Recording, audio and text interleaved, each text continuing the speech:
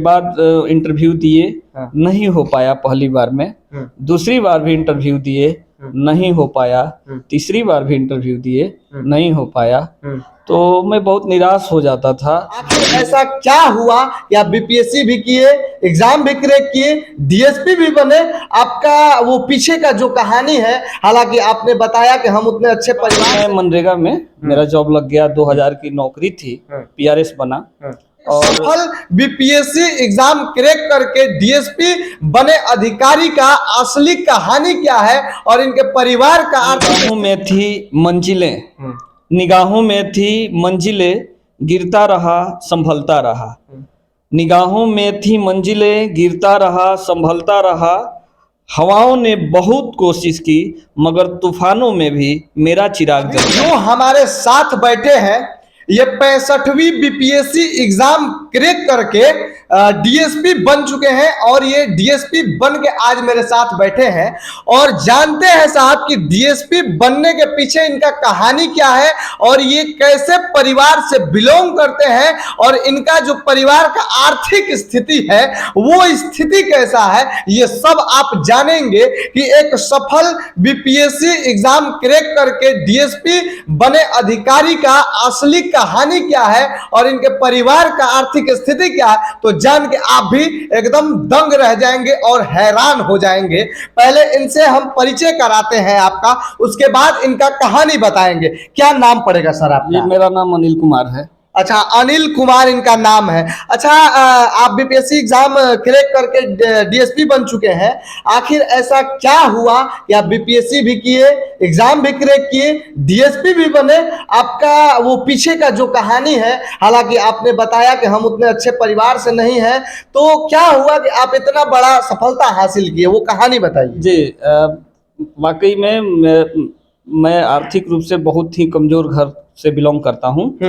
मेरे पिताजी एक साधारण पोस्ट ऑफिस के कर्मचारी थे, ठीक है, और माताजी गांव में रह करके वही काम करती थी, गांव से अपना खेती बाड़ी कर करके, और हम लोगों का पालन पोषण किए।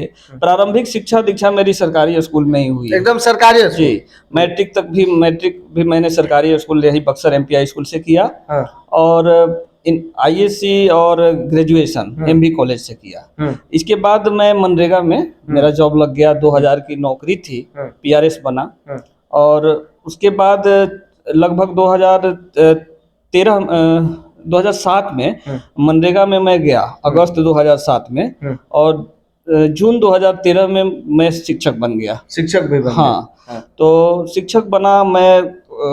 शिक्षक बनने के बाद मुझे लगा कि चूंकि मैं अच्छा पढ़ा लेता था, तो मैं कोचिंग कराऊं और भी बेहतर शिक्षा बच्चों को दूं, अपने नॉलेज का और भी आगे इसका विस्तारीकरण करूं, बढ़ाऊं। लेकिन एक मिनट यहाँ पे रोकेंगे।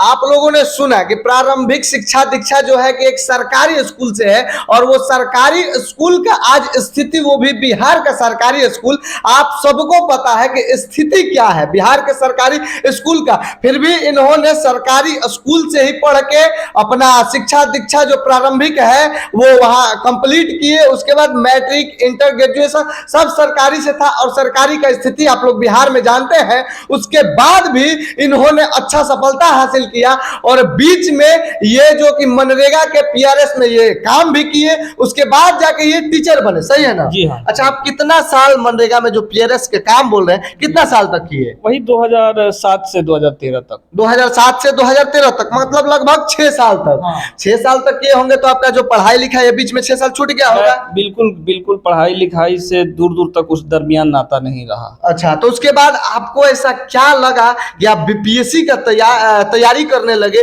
और बीच में ये जो इतना दूरी है पढ़ाई लिखाई से जो छूट गया था, उसके बाद भी आप बीपीएससी का तैयारी किए और एग्जाम भी क्रैक किए? 2013 में मैं जब शिक्षक बना तो बच्चों को पढ़ाने लगा, कंपटीशन क्लासेस भी चलाता था। पढ़ाई के दरमियान मुझे लगा, उनको पढ़ाने के दरमियान कि मैं बहुत अच्छा पढ़ा ले रहा हूँ, मुझे अपने पे कॉन्फिडेंस भी था। तो मैंने बीपीएससी का फॉर्म भरा, पीटी निकल गया। दोस्तों ने कहा मेंस भी दीजिए, एक हमारे मित्र हैं उन्होंने बोला कि मेंस दीजिए। मुझे मन नहीं था देने का, चूंकि कोई मार्गदर्शन सही नहीं था। मार्गदर्शन सही नहीं हाँ, था। नई बाजार में कोई हमें गाइड नहीं कर पाया कि आप इस तरह से तैयारी करो, उस तरह का माहौल भी नहीं था। तो फिर भी कम संसाधन में ही अपने आप को मैंने समझाया, अपने आप को खुद से प्रेरित किया और लोगों से भी प्रेरित हुआ और मेंस दिया और मेंस मेरा निकल गया। मेंस भी निकल गया। जी, पहली बार में ही मेरा मेंस निकला 56वीं से 59वीं में। और वहाँ निकल गया। उसके बाद इंटरव्यू दिए, नहीं हो पाया पहली बार में। दूसरी बार भी इंटरव्यू दिए, नहीं हो पाया। तीसरी बार भी इंटरव्यू दिए, नहीं हो पाया। तो मैं बहुत निराश हो जाता था। तो मेरे बाबा थे, शिक्षक थे, वो कहते थे कि अनिल निराश नहीं होना चाहिए, असफलता सफलता की जननी है। उनका एक वाक्य हमेशा मुझको मजबूती प्रदान करता था। ठीक है।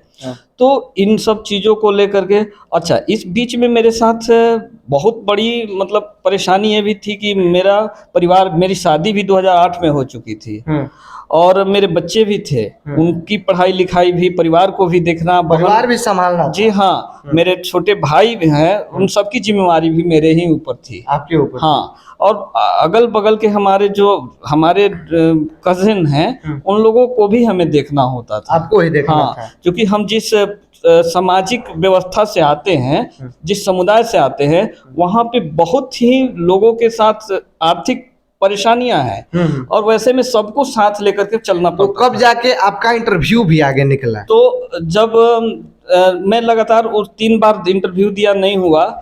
64वीं बीपीएससी में मेरा फाइनल सिलेक्शन हुआ पंचायत राज पदाधिकारी के रूप में। मतलब कि 65वीं बीपीएससी से पहले 64वीं बीपीएससी भी आप क्रैक किए थे? जी हाँ। अच्छा, हाँ। तो उसमें आपको कौन सा पोस्ट मिला था? प्रखंड पंचायत राज पदाधिकारी। प्रखंड पंचायत राज पदाधिकारी। और आप लोग सुन सकते हैं कि 64वीं भी, 65वीं से पहले 64वीं भी ये बीपीएससी का एग्जाम क्रैक कर लिए थे और उसमें भी इनको पोस्ट मिला था। उसके बाद बीपीआरओ का 64वीं में इनका पोस्ट मिला था। उसके बाद भी 65वीं भी आप एग्जाम दिए। आपको क्यों लगा कि इतना से आपका मन नहीं भरा?